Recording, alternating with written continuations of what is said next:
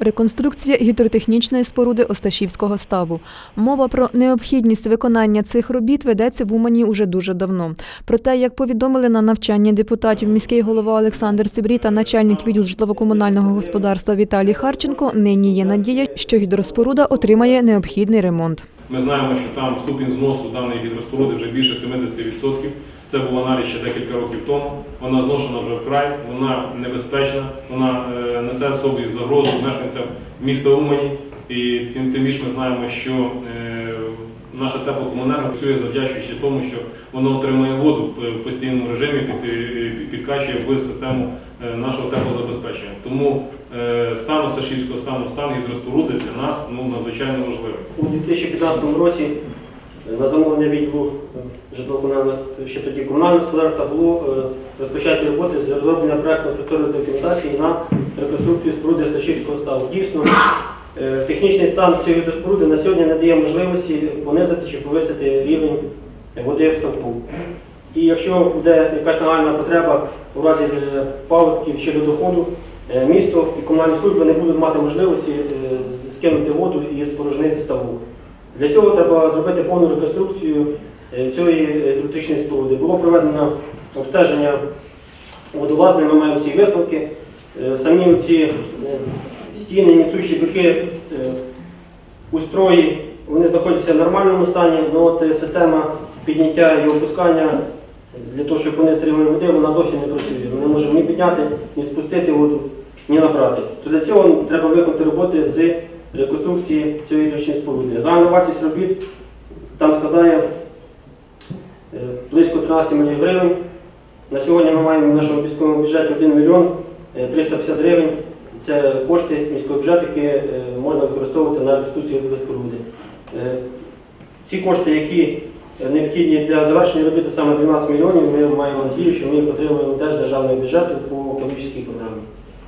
Віталій Петрович, в мене питання. Це ми будемо реконструкцію проводити самої гідроспоруди, чи що входить в цей проєкт? Значить, проєкт цей входить сама реконструкція гідроспоруди, що включає в себе підйом посторонніх предметів з ставка в районі гідроспоруди, потім буде розчищення акваторії ставу від замулення в районі споруди з допомогою гідромонітора та гідронасоса. Далі буде проведено сам капітальний ремонт водоскинної споруди із заміною металевих затворів, підйомних пристроїв, дерев'яних шандорів, реставрація направляючих пазових рамок.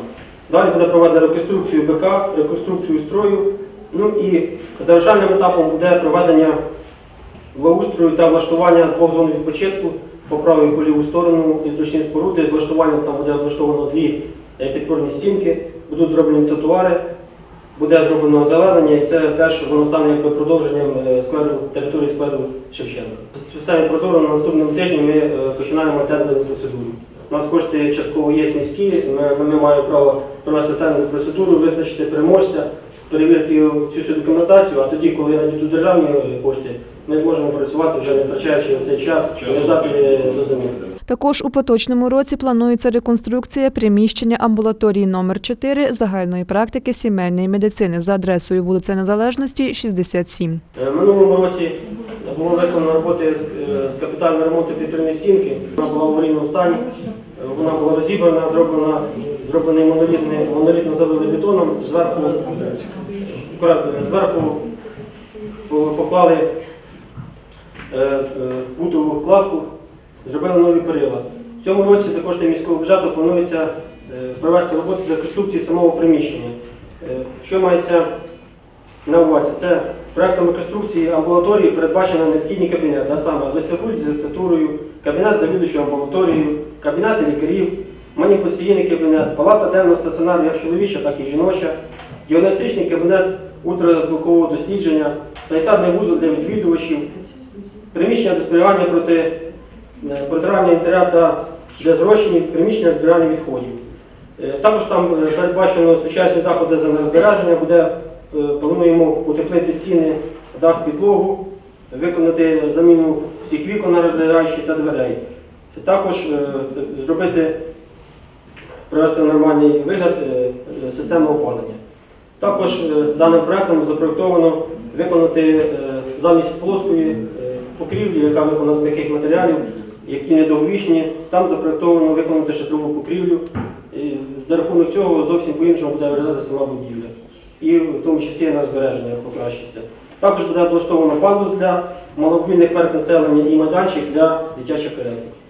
На сьогодні кошти на розроблення проектної документації у відділі є. Сума проектно-кошторисної документації складає 177 тисяч. Проектна реалізація працює.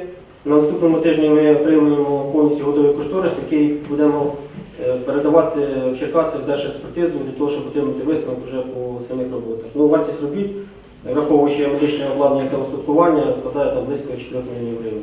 Ще одне не менш важливе завдання відділу – ремонт уманських автошляхів.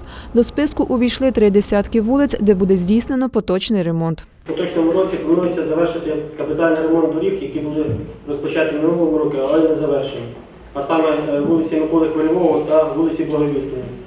По вулиці Миколи Хвильового облаштовано підсипання щебневою сумішю, зроблено так називаємо корито дороги, залишилося на перехресті з вулицею Праці зірвати 670 кубних метрів асфальту, теж підсипати і заасфальтувати, покласти верхній шар асфальту.